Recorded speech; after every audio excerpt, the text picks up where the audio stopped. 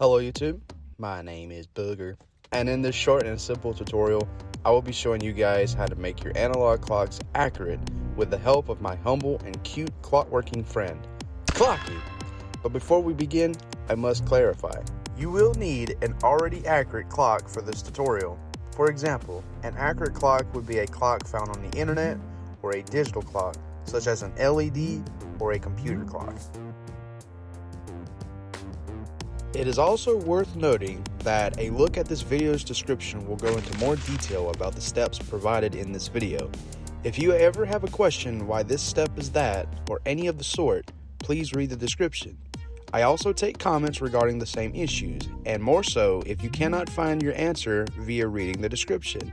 If this is the case, drop a comment and I will try my best to answer any question you may be asking. With all this mumbo jumbo out the way, let us begin. Step 1.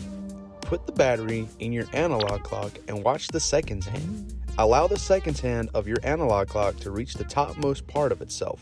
Then, remove the battery out of your analog clock once it has done so. Step 2.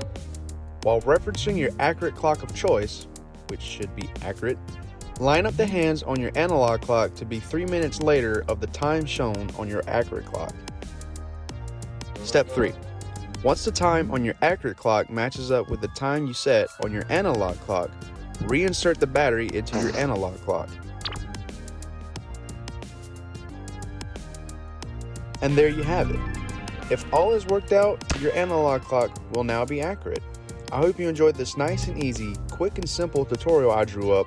And with that being said, may the Lord bless your day, and thank you for watching.